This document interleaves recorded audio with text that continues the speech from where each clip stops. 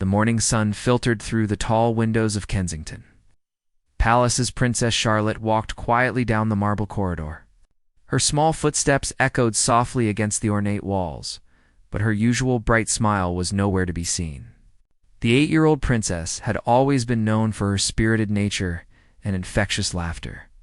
But today, something was different. Security officer James Morrison had been protecting the royal family for over 15 years. He prided himself on noticing even the smallest details, and today he couldn't ignore what he was seeing. Princess Charlotte's shoulders were slumped, her eyes appeared red and puffy, and she kept glancing nervously over her shoulder as if expecting someone to appear at any moment. As Charlotte approached the library, where she usually spent her morning reading time, James noticed her hesitate at the doorway. Her tiny hands trembled slightly as she reached for the brass handle.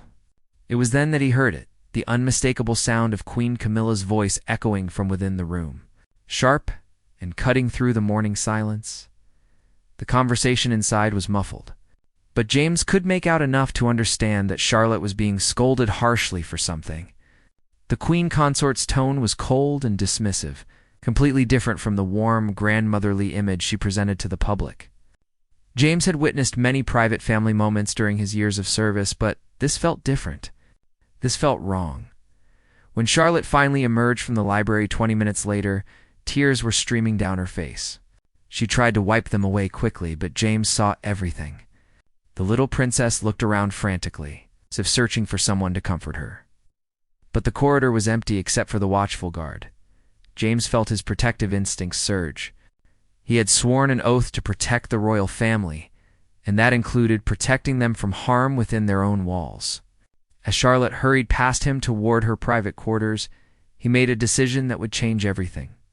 He quietly activated the small recording device he always carried for security purposes. Over the next few days, James began paying closer attention to the interactions between Queen Camilla and Princess Charlotte. What he discovered made his blood run cold. The queen consort seemed to take particular pleasure in criticizing the young princess, often comparing her unfavorably to her brothers and making cutting remarks about her behavior in front of other staff members during a family tea session that James was monitoring for security. He watched as Camilla deliberately ignored Charlotte's attempts to share stories about her school day. When Charlotte accidentally knocked over her teacup, Camilla's reaction was swift and cruel, calling the child clumsy and suggesting that, perhaps, she wasn't mature enough to join family gatherings. The breaking point came on a rainy Thursday afternoon. James was stationed outside the music room where Charlotte was practicing piano. Through the slightly open door, he could see Queen Camilla enter the room unexpectedly. What happened next would haunt him for weeks. Camilla approached the piano bench where Charlotte sat and began berating her playing technique. But it wasn't constructive criticism. It was personal and vindictive. She told Charlotte that her late grandmother, Queen Elizabeth, would be disappointed in her lack of grace and talent. The words hit the 8-year-old like physical blows. Charlotte's small voice could be heard asking what she had done wrong, pleading to understand how she could do better. But Camilla's response was even more devastating. She told Charlotte that some people were simply born to disappoint others, and that perhaps she should spend more time learning to be invisible rather than seeking attention. James watched as Charlotte's spirit seemed to crumble before his eyes. The vibrant, confident little girl he had known was being systematically broken down by someone who was supposed to love and protect her. When Charlotte finally fled the room in tears, James knew he could no longer remain silent. That evening, as James completed his shift report, he made copies of his observations and the audio recordings he had gathered. He sealed them in an envelope and placed them in his personal safe. He knew that what he was contemplating could end his career, but his conscience wouldn't allow him to stand by and watch a child suffer. The next morning brought news that would set everything in motion. Princess Charlotte had reportedly fallen ill and would not be attending the upcoming royal engagement at Westminster Abbey. James knew better. He had seen the real reason for Charlotte's absence, and he realized that someone needed to speak up for the voiceless. 8-year-old princess. As he prepared for another day of watching and waiting, James made a phone call that would change the course of royal history. He contacted a trusted journalist who had always reported fairly on the royal family, someone who would handle such sensitive information with the care it deserved. The wheels of revelation were now in motion. There would be no turning back. The secure meeting took place in a small cafe in Notting Hill. Far from the prying eyes of palace security and royal photographers, James Morrison sat across from veteran royal correspondent Sarah Mitchell, a woman who had spent 2 decades covering the British royal family with integrity and discretion. Her reputation for protecting sources was legendary, James knew. He was taking the right step. Sarah's eyes widened as she listened to the audio recordings through discreet earphones. The color drained from her face as she heard Queen Camilla's harsh words directed at the innocent 8-year-old princess. Years of royal reporting had prepared her for many scandals, but the systematic emotional abuse of a child struck her to the core. James provided Sarah with detailed documentation of his observations, including dates, times, and witness accounts. He had meticulously recorded every incident, knowing that such serious accusations would require ironclad evidence. The recordings painted a disturbing picture of a pattern of psychological manipulation and cruelty that had been hidden behind palace walls. Meanwhile, back at the palace, Princess Charlotte's absence from public events was becoming increasingly noticeable. Her parents, Prince William and Princess Catherine, had been told she was suffering from a minor illness. But Catherine's maternal instincts were telling her something else entirely. She had noticed her daughter's withdrawn behavior and tear-stained pillowcases. But Charlotte had remained tight-lipped about the source of her distress. Catherine decided to have a heart-to-heart conversation with her daughter. She found Charlotte in her bedroom, staring out the window at the palace gardens, where she used to play so joyfully. The little princess looked so small and vulnerable in her oversized armchair, clutching her favorite stuffed animal. When Catherine gently asked if something was bothering her, Charlotte initially remained silent. But as her mother's patient questioning continued, the dam finally burst. Through broken sobs and stammering words, Charlotte began to reveal the truth about her. In her actions with Queen Camilla, she told her mother about the constant criticism, the comparisons to her brothers, and the cruel comments about disappointing the family. Charlotte's innocent voice trembled as she recounted how Camilla had told her that she was an embarrassment to the royal name and that perhaps she should learn to speak only when spoken to. Catherine felt her protective instincts surge as she listened to her daughter's painful confessions. The pieces of the puzzle were falling into place. Charlotte's recent nightmares, her reluctance to attend family gatherings, and her sudden loss of confidence all made sense now. The warm, nurturing mother that the public knew and loved was transformed into a fierce lioness protecting her cub. That same evening, Catherine confronted William with Charlotte's revelations. The future king's reaction was immediate and explosive. He had always been protective of his children, but hearing about the systematic abuse of his innocent daughter sent him into a rage that palace staff had never witnessed before. William immediately called for a private meeting with his father, King Charles. The conversation that followed was intense and emotional, with William demanding immediate action to protect his daughter. However, Charles found himself in an impossible position, torn between protecting his granddaughter and avoiding a public scandal that could damage the monarchy. As the family drama unfolded within palace walls, Sarah Mitchell was conducting her own investigation. She reached out to other palace staff members, many of whom had witnessed concerning interactions, but had been too afraid to speak up. The code of silence that protected the royal family had also protected an abuser. Former staff members began coming forward with their own accounts of Queen Camilla's treatment of Princess Charlotte. A retired nanny spoke about how Camilla had forbidden her from comforting Charlotte after particularly harsh scolding sessions. A kitchen staff member described witnessing Camilla deliberately exclude Charlotte from special treats given to her brothers. The pattern of behavior was becoming undeniable, and Sarah realized she had stumbled upon one of the most serious royal scandals in recent history. The evidence was overwhelming. She knew that publishing such explosive information would require careful consideration and absolute certainty. James Morrison continued his duties at the palace, but now He was operating as an undercover advocate for Princess Charlotte.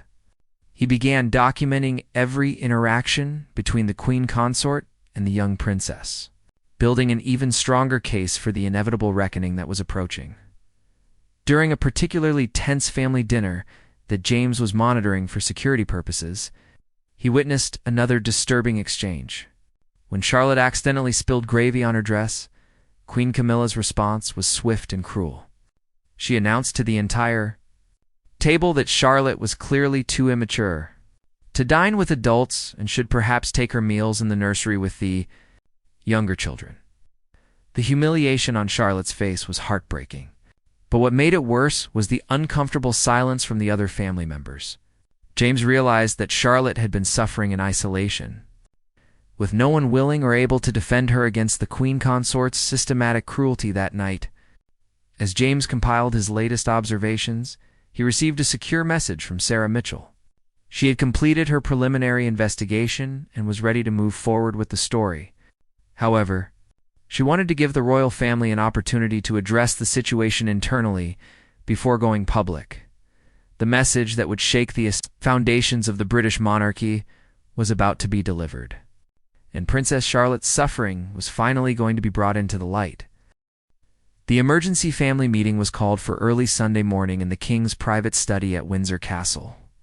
The ornate room, filled with centuries of royal history, had witnessed many significant moments, but none quite like this. Sat behind his grandfather's mahogany desk, his face grave and lined with worry as he waited for his family to arrive. Prince William and Princess Catherine arrived first, their faces showing the strain of the past few weeks. Catherine had spent sleepless nights comforting Charlotte, who had been experiencing nightmares and anxiety attacks.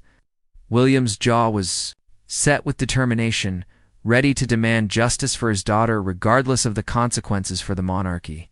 Queen Camilla entered the room with her usual composed demeanor, seemingly unaware of the storm that was about to engulf her.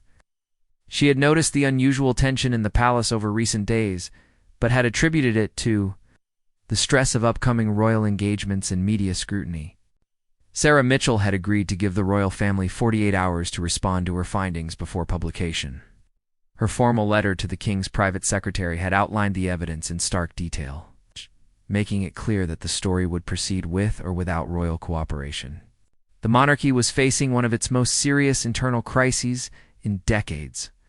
Charles began the meeting by reading excerpts from Sarah's letter, his voice steady but heavy with emotion. As he described the documented incidents of emotional abuse, the temperature in the room seemed to drop. Catherine's hands clenched into fists as she heard the detailed accounts of her daughter's suffering. Laid out in clinical terms, Camilla's reaction was swift and predictable.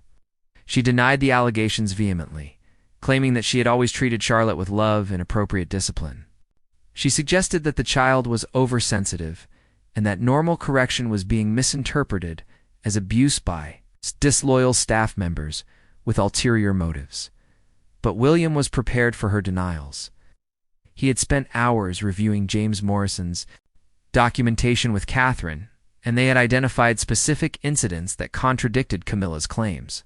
When William began recounting Charlotte's own words about her treatment, Camilla's composure began to crack.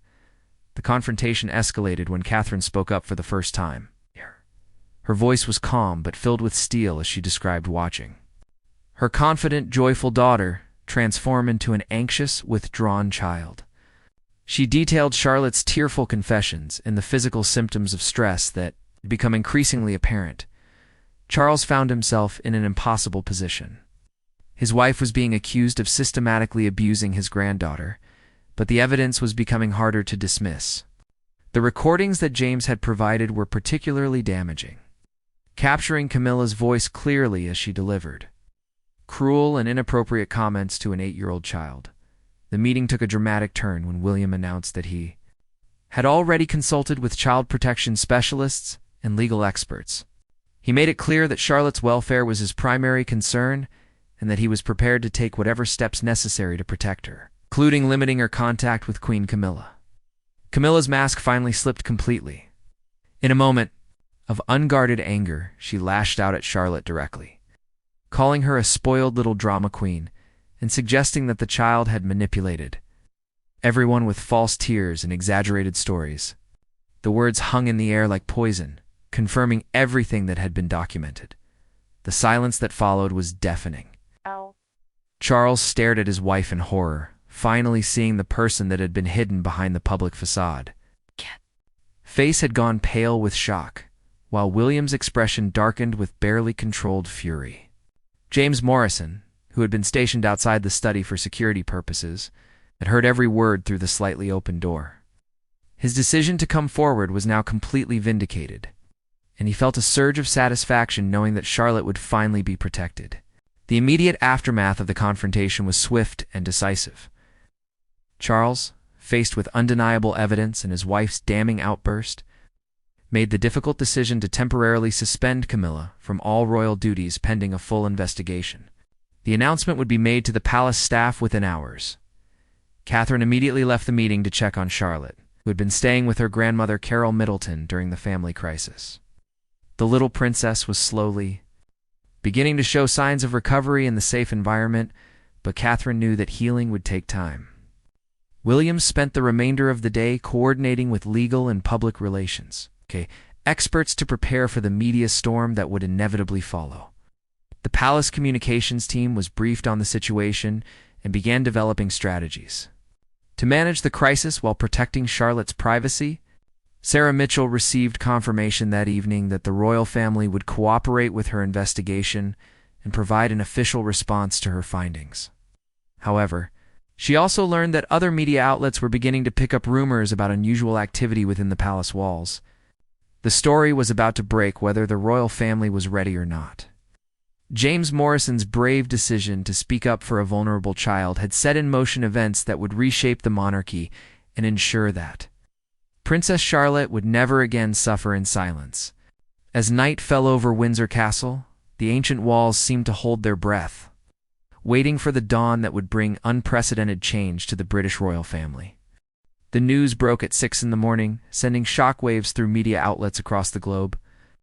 Sarah Mitchell's carefully crafted article appeared simultaneously in major newspapers and online platforms, detailing the systematic emotional abuse that Princess Charlotte had endured at the hands of Queen Camilla.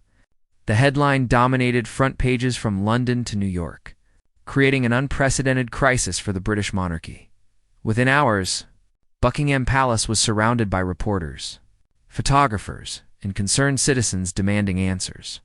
The usually pristine palace grounds became a chaotic scene of flashing cameras and shouted questions as the world struggled to process the disturbing revelations about the treatment of the beloved 8-year-old princess. James Morrison found himself at the center of the media storm, though his identity remained protected by Sarah's ethical reporting standards. He watched from his security post as the palace went into crisis management mode. With senior officials rushing between meetings and emergency protocols being activated to manage the unprecedented situation, the public reaction was swift and overwhelmingly supportive of Princess Charlotte. Social media platforms erupted with messages of love and protection for the young royal. While condemnation of Queen Camilla poured in from around the world, the hashtag Protect Princess Charlotte began trending globally within hours of the story's publication. King Charles faced the most challenging moment of his reign as he prepared to address the nation. The carefully planned speech was crafted to acknowledge the seriousness of the allegations while attempting to preserve some dignity for the monarchy. Palace speechwriters worked through the night to find words that could adequately express the royal family's commitment to protecting Charlotte while managing the constitutional crisis. Catherine and William had taken Charlotte to a secure location away from the media circus, but the little princess was acutely aware that something momentous was happening. Her parents worked carefully to explain the situation in age-appropriate terms, assuring her that the adults who had failed to protect her were now being held accountable. The conversation between Charlotte and her parents was heartbreaking in its innocence. The 8-year-old asked if she had done something wrong to cause all the commotion, revealing the deep psychological damage that Camilla's abuse had inflicted. Catherine held her daughter close as she explained that speaking the truth was always the right thing to do. even when it was difficult. Meanwhile, Queen Camilla remained in seclusion at a private estate, her public image crumbling as more details emerged about her treatment of Charlotte. Former palace staff members who had previously remained silent began sharing their own observations, painting a picture of a woman who had systematically targeted a vulnerable child. The royal protection. Officers were dealing with an unprecedented situation. As they worked to ensure the family's safety during the media frenzy, James Morrison's colleagues had initially been shocked by his decision to come forward. But as the evidence mounted, many expressed regret that they had not spoken up sooner. Parliament was also grappling with the implications of the scandal. Several members called for investigations into the royal household's child protection policies, while others demanded greater transparency in palace operations. The constitutional monarchy itself was facing questions about accountability and oversight that had never been seriously considered before. International reaction was equally intense, with world leaders struggling to respond appropriately to the crisis involving one of the world's most famous royal families. Diplomatic channels buzzed with activity as foreign governments sought guidance on how to address this situation. During official interactions with the British monarchy, the Archbishop of Canterbury, as head of the Church of England, found himself in the difficult position of addressing the moral implications of the scandal. His statement called for prayers for all family members while emphasizing the Church's commitment to protecting vulnerable children from all forms of abuse. Child protection organizations worldwide use the scandal as an opportunity to highlight the broader issue of emotional abuse in families. The visibility of Princess Charlotte's case brought attention to countless other children who suffered similar treatment without the protection of global media attention. As the day progressed, more disturbing details emerged about the pattern of Camilla's behavior. Palace insiders revealed that several staff members had previously attempted to raise concerns through official channels but had been discouraged or ignored by senior officials who prioritized avoiding scandal over protecting the child. The investigation that King Charles had ordered was expanding rapidly as more witnesses came forward. Legal experts were being consulted about potential criminal charges, while child welfare specialists were brought in to assess the full extent of the damage done to Charlotte's psychological well. Being Sarah Mitchell found herself at the center of one of the biggest stories of her career, but she remained focused on the human element at its core. Her follow-up reporting continued to emphasize the impact on Charlotte while calling for systemic changes to prevent similar abuse in the future. As evening approached, the palace prepared for King Charles's historic address to the nation. The speech would need to balance accountability with stability, acknowledging the failures that had allowed a child to suffer while attempting to preserve public confidence in the institution of monarchy itself.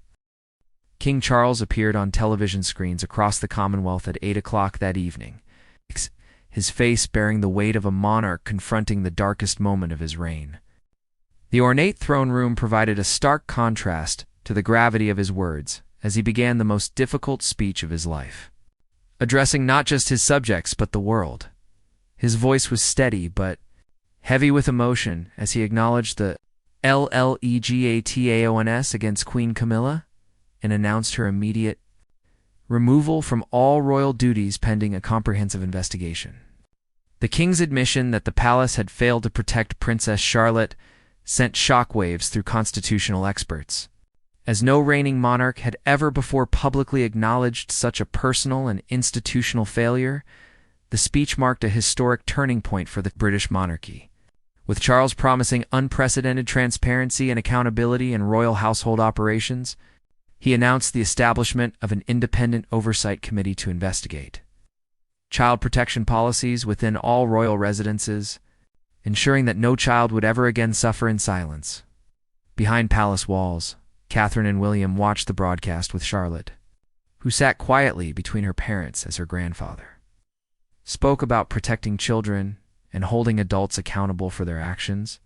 The little princess seemed to understand that important changes were happening, because people now knew the truth about what she had experienced. Public reaction to the king's address was overwhelmingly supportive of the royal family's decision to prioritize Charlotte's welfare over protecting the institution's reputation? Social media platforms flooded with messages praising the courage required to expose such painful truths, while child advocacy groups celebrated the unprecedented acknowledgement of institutional failure. James Morrison received a personal message of gratitude from King Charles, acknowledging that his decision to come forward had prevented further harm to Princess Charlotte. The security officer's brave choice to break protocol and speak up for a vulnerable child was being hailed as an act of true heroism by colleagues and the public alike. The investigation into Queen Camilla's conduct was swift and thorough, led by former High Court judges and child protection experts. Additional witnesses came forward, with disturbing accounts of psychological manipulation and emotional cruelty that painted a picture of systematic abuse spanning several months. Palace staff members who had previously been silenced by codes of loyalty and discretion now felt empowered to share their observations. The investigation revealed a pattern of behavior that extended beyond Charlotte to include inappropriate treatment of other palace children and junior staff members. Queen Camilla's attempts to defend her actions through carefully worded statements from her legal team only served to further damage her credibility. Her claims that she had been providing necessary discipline were contradicted by expert testimony about appropriate child-rearing practices and the psychological impact of emotional abuse. The constitutional implications of the scandal continued to reverberate through Parliament and legal circles. Questions arose about the vetting process for royal consorts and the need for formal child protection training for all members of the royal household, including senior royals themselves. Catherine and William began working with child psychologists to help Charlotte process her traumatic experiences and rebuild her confidence. The little princess showed remarkable resilience, but her parents remained vigilant about protecting her from further harm while helping her understand that she had done nothing wrong. The global media continued to follow every development in the story, with royal correspondents from around the world camping outside palace gates and royal residences. The scandal had captured international attention in a way that few royal stories ever had, highlighting universal concerns about child protection and institutional accountability. Educational experts weighed in on the psychological impact of emotional abuse on children, using Charlotte's case to raise awareness about the subtle but devastating effects of systematic psychological manipulation. The visibility of her experience was helping other families recognize similar patterns of abuse in their own situations. Sarah Mitchell's reporting continued to set the standard for responsible journalism about the scandal, maintaining focus on the broader implications while respecting Charlotte's privacy and dignity. Her work was being recognized as a masterclass in ethical reporting about sensitive subjects involving children. The Archbishop of Canterbury announced special prayers for the royal family during Sunday services across the nation, emphasizing themes of healing, accountability, and protection of the vulnerable. Religious leaders from other faiths joined in, expressing support for Charlotte and calling for justice in her case.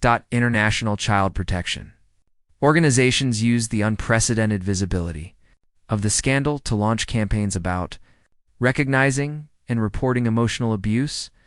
Charlotte's story was becoming a catalyst for broader conversations about protecting children from all forms of maltreatment, regardless of their social status or family circumstances.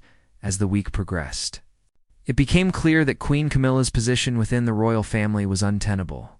Legal experts were discussing the possibilities for formal separation or annulment of her marriage to King Charles, while constitutional scholars debated the unprecedented nature of removing a sitting queen consort from her role.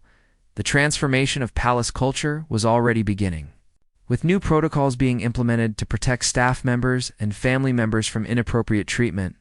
The days of silent suffering behind closed doors were ending, replaced by systems of accountability and support that would prevent future abuse. 6 months after the scandal broke, Princess Charlotte stood in the gardens of Windsor Castle, her laughter echoing across the manicured lawns as she played with her brothers. The transformation in the 8-year-old was remarkable. Her confidence had returned, her smile was genuine, and the fearful glances over her shoulder had disappeared entirely. The investigation into Queen Camillas' conduct had concluded with damning findings. That led to her permanent removal from all royal duties and the annulment of her marriage to King Charles. The former queen consort had retreated from public life entirely, living in exile at a private estate while facing ongoing legal proceedings. Related to child endangerment charges, James Morrison had been honored with a special commendation from the king for his courage in protecting Princess Charlotte. His decision to break the code of silence had transformed not only the royal household, but also established new standards for institutional accountability across Britain. He continued his service as a royal protection officer, now working under enhanced protocols designed to prevent abuse. The Independent Oversight Committee, established by King Charles, had implemented sweeping reforms throughout the royal household. All family members and staff now received mandatory training in child protection, while anonymous reporting systems ensured that concerns could be raised without fear of retaliation. Sarah Mitchell's reporting had won numerous journalism awards and had been credited with sparking a national conversation about emotional abuse and institutional accountability. Her ethical approach to the story had set new standards for reporting on sensitive subjects involving children, and she continued to follow Charlotte's recovery with respectful distance. Catherine and William had become powerful advocates for child protection causes, using their platform to raise awareness about emotional abuse and the importance of speaking up for vulnerable children. Their foundation launched new programs to support children who had experienced similar trauma, ensuring that Charlotte's painful experience could help others. The royal family itself had emerged stronger from the crisis, with public approval ratings reaching historic highs. Following their decision to prioritize child welfare over institutional protection, the monarchy had proven its ability to evolve and hold itself accountable. Earning renewed respect from citizens and international observers alike, Charlotte's relationship with her grandfather, King Charles, had deepened significantly during her recovery. The king made sure to spend quality time with his granddaughter, reading stories and playing games, while demonstrating the loving, supportive family environment that every child deserved. His guilt over failing to protect her initially had motivated his commitment to ensuring her complete healing. The palace staff had also undergone significant changes, with new leadership emphasizing transparency and accountability at every level. The culture of silence and blind loyalty that had enabled Camillas' abuse was replaced with systems that encouraged reporting concerns and supporting vulnerable individuals. Educational institutions across the Commonwealth had incorporated Charlotte's story into their curriculum about recognizing and preventing emotional abuse. Her experience, while tragic, had become a powerful teaching tool that helped children and adults understand the importance of speaking up when someone was being mistreated. The legal proceedings against Camilla had concluded with convictions on multiple charges related to child emotional abuse. While she avoided imprisonment due to her age and lack of prior criminal history, she was required to undergo extensive psychological evaluation and treatment, and was banned from any unsupervised contact with minors. Princess Charlotte herself had become an unwitting symbol of resilience and courage for children around the world. Her recovery demonstrated that even serious psychological trauma could be overcome with proper support, therapy, and love from family members who prioritized her well-being above all else. The annual state opening of Parliament that year included new legislation specifically addressing emotional abuse of children. Inspired directly by Charlotte's case, the laws strengthened reporting requirements and expanded the definition of child abuse to include systematic psychological manipulation and emotional cruelty. Charlotte's confidence had grown to the point where she was able to speak about her experience with her therapist and trusted family members, helping her process the trauma while ensuring that she understood none of it had been her fault. Her healing journey had become a testament to the resilience of children when properly supported. The transformation of the royal household continued as Charlotte approached her 9th birthday. The little princess, who had once cowered in fear, now ran freely through palace corridors, secure in the knowledge that she was loved, protected, and valued for exactly who she was. James Morrison often watched Charlotte playing with quiet satisfaction, knowing that his decision to speak up had not only saved one vulnerable child, but had created lasting changes that would protect countless others.